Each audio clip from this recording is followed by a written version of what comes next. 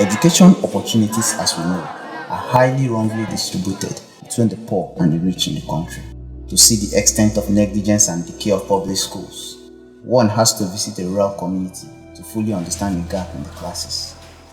Desirous to reach out to those who are educationally disadvantaged across the country, Community Outreach for Educational Change (COEC) is committed to making huge sacrifice by going to marginalized rural communities to empower children with quality basic education for better living conditions.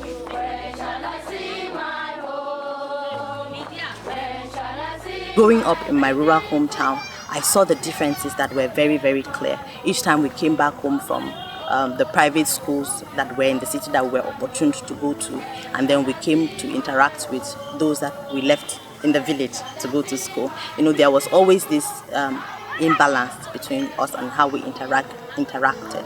Even the quality of teachers that teach in the rural communities is not the same with those in the cities, because not many people will be willing to leave rural communities to the cities and go back home to work there as teachers. So this really, really affects the quality of education that the children in the rural communities get. These children here don't even have these schools to go to.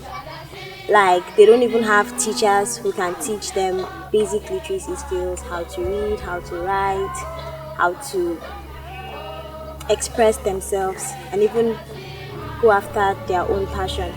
In the cities we have that, so the need is more here.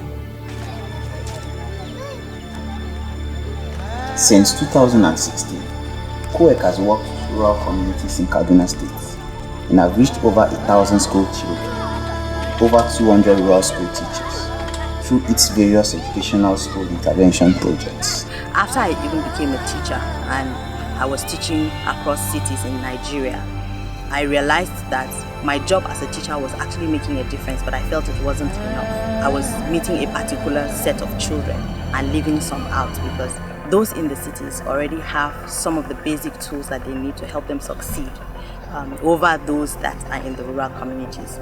So I decided to leave the comforts of the city and resign my job and go back home to see what I could do in the rural community that I was born. Now in partnership with Equatoriological Training Institute, Isago, Kebbi State, Northwest Nigeria, 184 school children in Ekwa Oakland schools are beneficiaries of this project. The community we are currently working with is a school community that houses students from about 46 communities. They give us the place that we are sleeping. So then after sleeping, we are put by ourselves. Now we are changed. If I look the other town, we are coming to school. We don't know how to bathing. We don't know how to worship the clock well. So they teach us like that. And then now we are know how to worship the clock. And then now we are know how to clean our room becoming well. This partnership has achieved great success in a short period of time in transforming and bringing quality education to students despite numerous challenges such as language, social and religious differences. It wasn't so easy. When you talk to a child, they'll just be looking at you. Some of them don't even understand Hausa. That you say, okay, this is something you just use to communicate with them. They'll just be looking at you. And then coming to their environment, when we came to school, classes were just in terrible shape. We had students sitting down on the floor. Then we got mats for them. And then from there, we were able to move to chairs.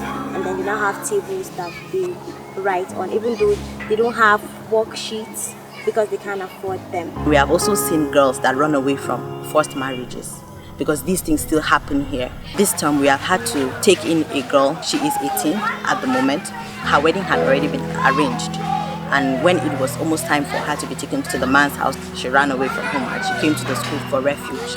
And so the school community that we're in partnership with had to come in, and then we discussed with the girl and her desire to be in school, and we had to raise some money to go and repay her bride price on her and renegotiate so that she would be in school. And since she's been here, she's literally always happy because of this opportunity that she has gotten to be in school rather than to be in her husband's house at this point. The level of success being recorded within this short period shows that more children and communities can be empowered if and when we become proactive and innovative enough to invest in rural communities through the provision of quality education.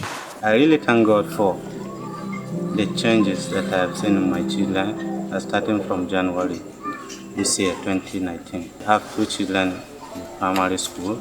The one in grade 1, before he cannot recognize alphabets, but now he can recognize, and also he can even write my name and his name and also the mother's name. Feeling happy because my son, she don't know anything about reading and something. But I thank God now my son, she know what is to call say sound SS. She says what? If you call say snake, you use apple. I say and feel happy. Many feel happy. Last time she don't understand her English. This time he picking English, then we write English. I see different this time. My name is Gloria Jonathan. I am a step-by-step. At a time when Nigerians are clamoring for an increase to the annual budgetary allocation in the education sector in order to enforce the cause of the compulsory and free basic education, formal education is still very foreign to many rural communities. And these children had never seen the 4 walls of a classroom in their home communities till they came to the school at Pisagi. They don't know how to hold their pencils.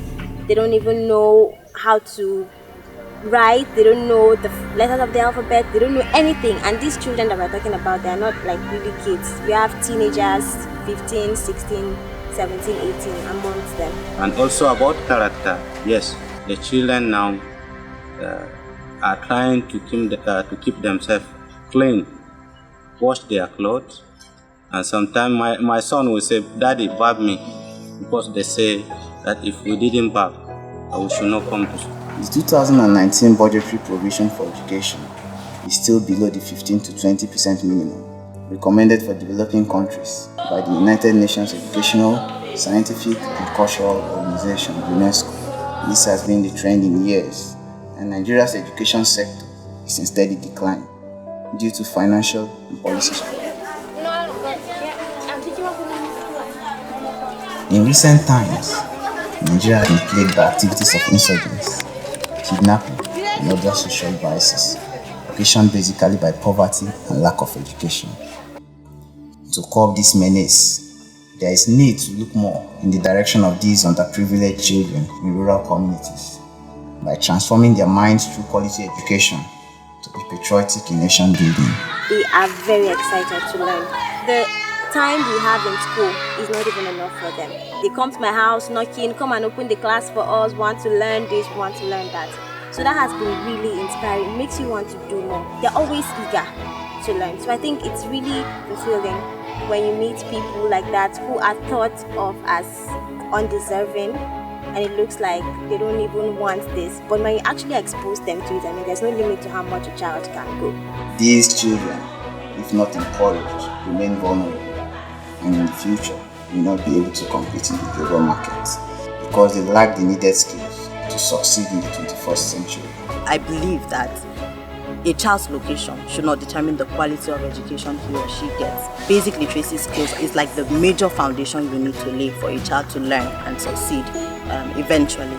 No child should be left behind. No child should be denied access to quality education on account of social class, ethnicity, religion, and location. We can reach all the children, one community at a time.